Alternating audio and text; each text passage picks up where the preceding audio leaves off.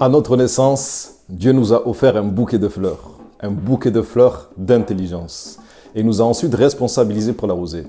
Alors aujourd'hui, nous allons voir quelles fleurs composent ce bouquet et comment l'arroser. Et si au fur et à mesure vous vous rendez compte que certaines fleurs n'ont pas correctement été arrosées, alors ne vous inquiétez pas, le bouquet de fleurs d'Allah ne fane pas. Bonjour à tous et que la paix soit sur ceux qui éduquent à la paix.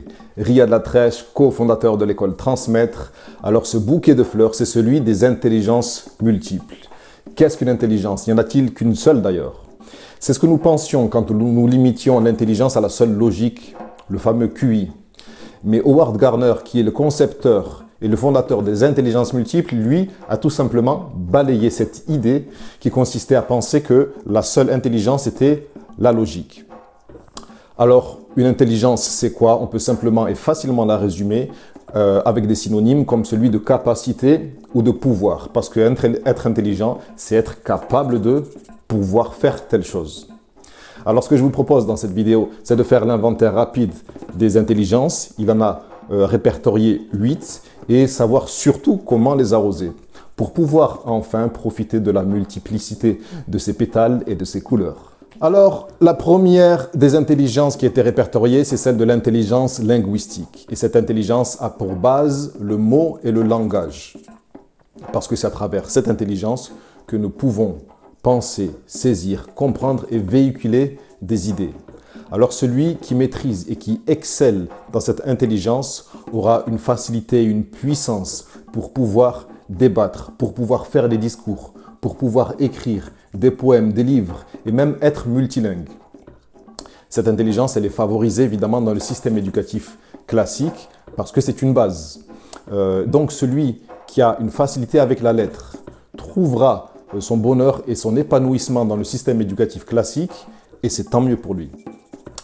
L'intelligence logico-mathématique, évidemment, c'est celle qui a pour base le chiffre et le nombre. Parce que c'est avec cette intelligence qu'on va pouvoir calculer, mais aussi prédire et raisonner. Celui qui excelle dans ce domaine sera à l'aise avec la recherche scientifique. Il aime expérimenter, conceptualiser, créer des modèles, des concepts. Lui, il est à l'aise avec le fait que tout doit être ordonné. Tout d'ailleurs doit rentrer dans un tableau.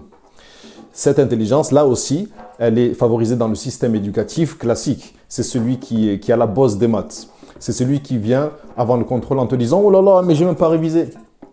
et qui rend sa feuille 20 minutes après que le contrôle ait commencé et qui passe dans les rangs et qui te tapote sur l'épaule en te disant « Allez, bon courage mon gars !»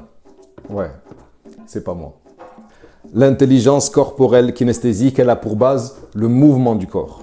C'est cette intelligence qui permet d'utiliser son corps pour exprimer son talent.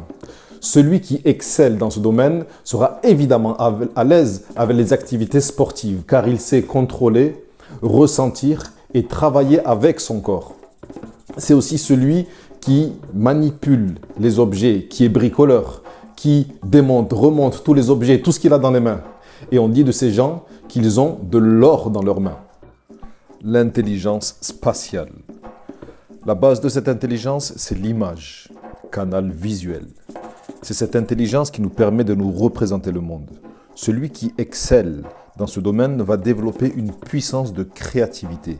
Il sera attiré par le dessin parce que le fait de faire des images, de concevoir des structures, avoir le souci de l'harmonie, des courbes, c'est quelque chose qui l'anime et qui prend sens pour lui. Clairement, dans le système éducatif français, c'est une intelligence qui est à peine sollicitée. L'art plastique, par exemple, ne compte même pas pour le brevet des collèges. Par contre, pour les musulmans, c'est une notion qui est très importante. Il y a une parole prophétique qui dit que Allah est beau et qu'il aime la beauté dans toute chose.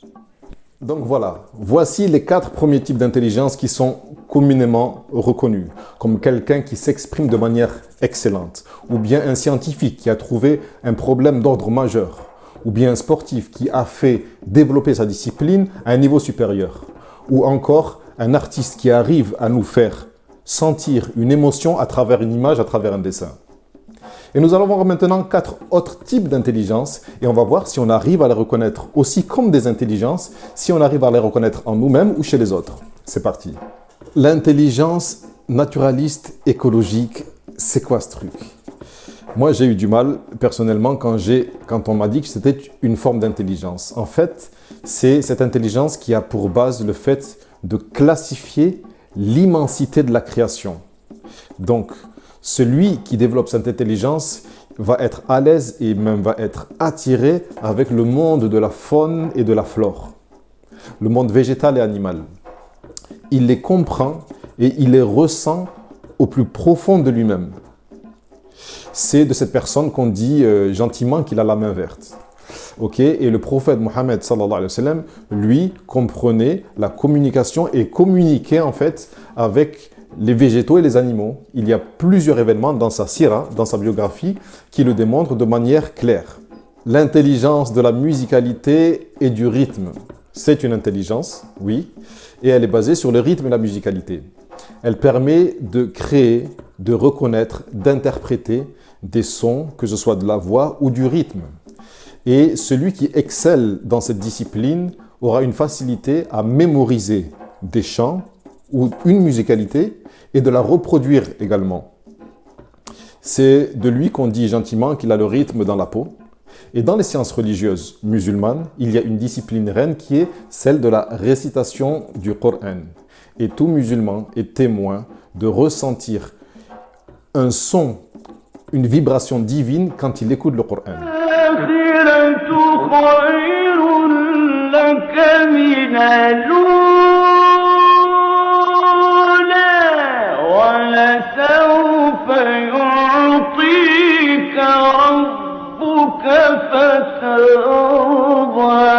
L'intelligence interpersonnelle, c'est elle qui a pour base la communication avec les autres.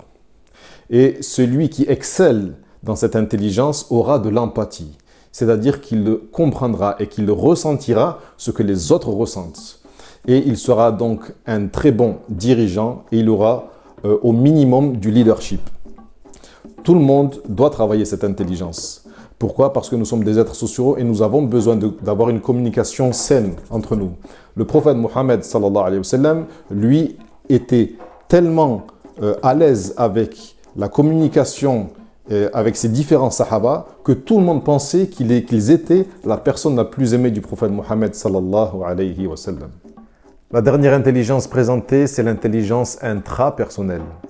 Et elle a pour base la communication avec soi-même.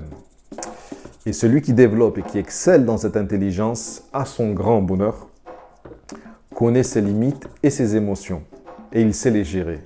Il connaît la différence entre ses besoins et ses envies. Et il a une maîtrise parfaite de l'introspection, le fait de se connaître soi-même. Et le prophète Mohammed sallallahu alayhi wa sallam dit « Bonheur à celui qui est tellement préoccupé par ses propres défauts qu'il ne voit pas les défauts des autres. » Alors, est-ce que vous vous êtes reconnu dans certains types d'intelligence? Est-ce que vous en avez découvert aussi?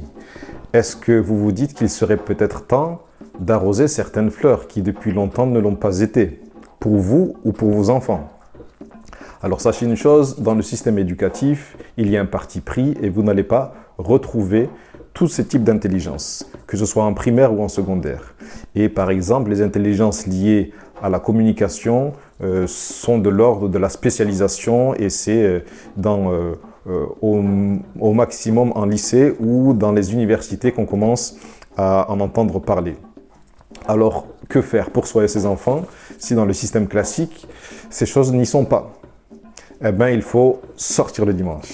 Ça veut dire quoi? Ça veut dire qu'il faut mettre un peu, sortir en fait de sa zone de confort. C'est le terme qui est à la mode actuellement, mais le terme est bon. Et le deuxième terme qui est évoqué, c'est celui de la multiplicité des expériences, c'est-à-dire faire des choses nouvelles, rencontrer de nouvelles personnes, sortir dans d'autres endroits. En tout cas, ce qu'il faut retenir, c'est que l'intelligence n'est pas, il y a des intelligences. Et les intelligences qui sont liées à être bon en maths ou en français ne sont pas les seuls types d'intelligence. Et si on a d'autres types d'intelligence, tout n'est pas perdu. Deuxième chose, toutes ces intelligences peuvent être développées. Et ce n'est pas forcément à l'école que tout va se jouer. La solution est la multiplicité des expériences. Maintenant, ce qui est très important de faire, c'est de prendre du temps avec soi et avec ses enfants pour pouvoir développer des capacités et des compétences différentes. Ça pique un peu, mais en éducation, ça fait du bien là où ça fait mal. Et que la paix soit sur ceux qui éduquent à la paix.